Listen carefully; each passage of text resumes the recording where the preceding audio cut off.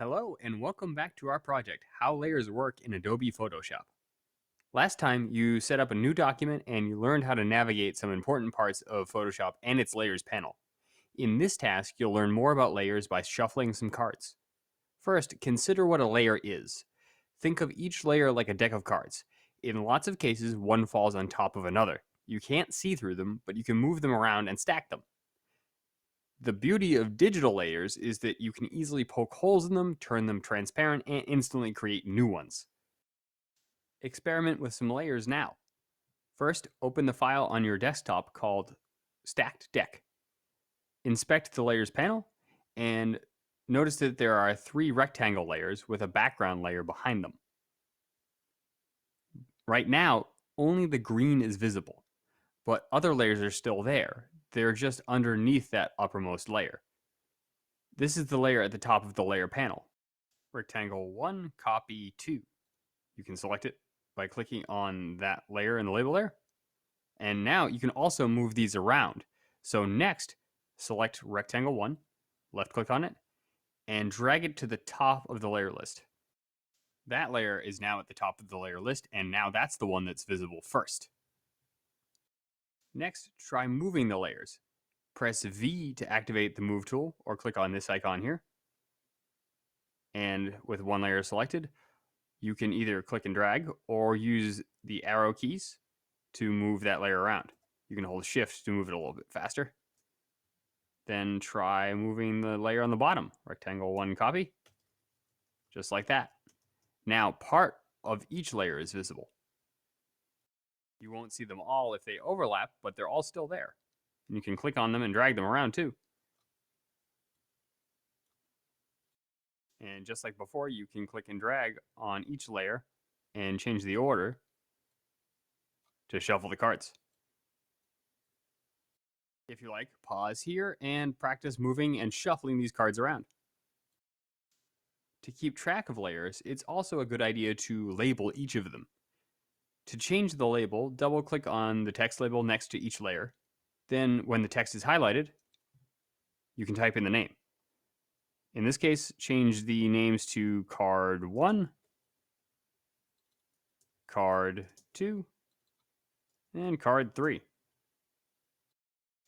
You can also group layers and copy one or more of them almost instantly. Try grouping and making a copy of the whole group now. To do that, select the bottom layer that you want to copy and hold Shift. Click on the top layer so that all 3 are selected there. Now press Ctrl G to group them, or click on this icon, the folder icon right here. Now they're all part of a group, and these layers won't be initially visible in the layer list, but you can click on the arrow next to the group icon to expand them, and again to collapse them. Now with the group selected, press Ctrl J. Ctrl J will automatically duplicate that whole group or anything you have selected in the layer panel, and you'll have the group 1 copy right here. Now with the Move tool active, press Shift and left arrow key, and you'll be able to see the changes that you've created right here. Try that one more time. Press Ctrl J and hold Shift and press the right arrow key right here. You want to move across the board until you've got something about like that. Now that you've got duplicates, try experimenting with some extra layer options. For example, you can hide a layer by clicking on the eyeball icon next to that layer or group. Locate the topmost card on the left group, in this case group 1 copy, and then click on the eyeball next to it. Now that layer is hidden and you'll have a stack of 2 cards. Click on the eyeball again and that layer will reappear. If you want to permanently delete a layer, you can select it and press delete, or click and drag it over to the trash can icon on the right and release. You can also control how much of a layer is visible with the opacity slider.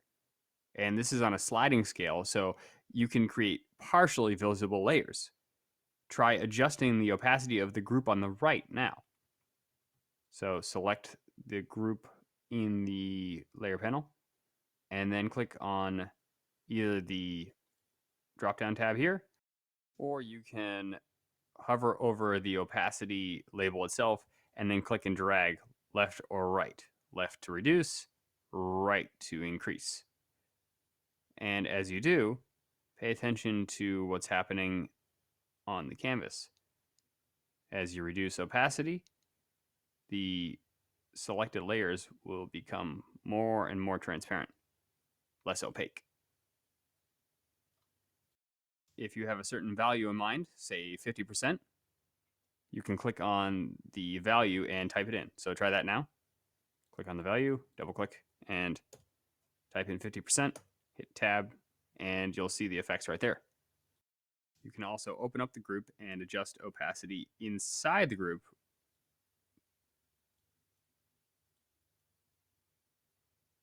and see that there's a different combination of effects that take place there because you're adjusting the individual opacity of the layers.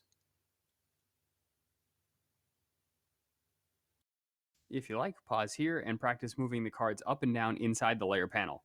Observe how the changes affect what's visible on the canvas, create new groups and copies, and change opacity and hide different layers.